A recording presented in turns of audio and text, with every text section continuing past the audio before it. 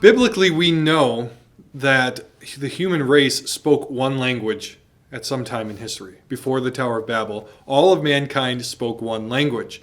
And this enabled him to be able to communicate effectively with less barriers and to achieve great things. And in fact, that's one of the reasons why God cursed man at the Tower of Babel, because they were partnering together so well.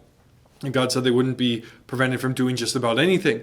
So God, in his judgment upon mankind, introduced different languages. And by introducing these languages, he built barriers between different peoples and then scattered them throughout the earth. So as we think about the issue of language and whether or not language is going away, it's important to remember that at one point, the human race all spoke the same language, and that the differences in languages are a direct result of sin and a direct result of God cursing mankind. In other words, that frustration you and I feel when we try to learn a new language, or when we're communicating even within our own language and having trouble understanding one another, or across different cultures or across different languages, that we feel the reality of that curse and that division that comes between those who speak differently, that our communication process is marked by the sin and the brokenness of this world. And that's important to remember biblically and theologically as we talk about, well, what's going to happen?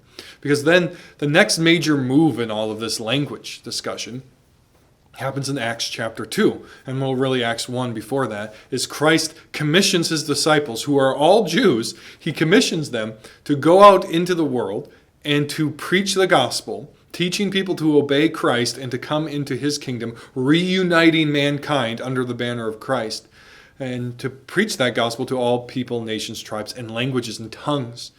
And there's this barrier, a God-created barrier between his church and the peoples he wants to reach. So in Acts 2, God supernaturally overcomes his own curse, rolling back that effect of Babel through the gift of tongues. So as the apostles preach this, people hear the gospel, they hear the word of God, and given as a sign here in the gift of tongues, in their own native tongues. And I really believe that's the primary purpose of the gift of tongues, is to roll back that which would prevent the gospel from going forward. And that is a foreshadowing of what will happen at the end of the ages. And then there's this hint given to us of this in 1 Corinthians 13, verse 8.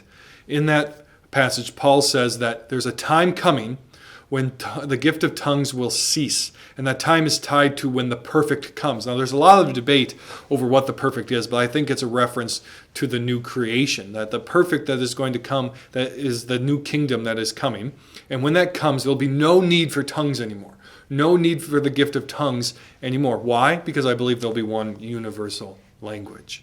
That the curse, there is no curse left over in the new creation. The curse of Babel has been fully removed, and now humanity is able to communicate in one unified language with no misunderstandings, no barriers, none of that anymore. And that's something to look forward to, especially as you're in your Hebrew class or your Spanish class or German or whatever, and you're struggling to learn a new language.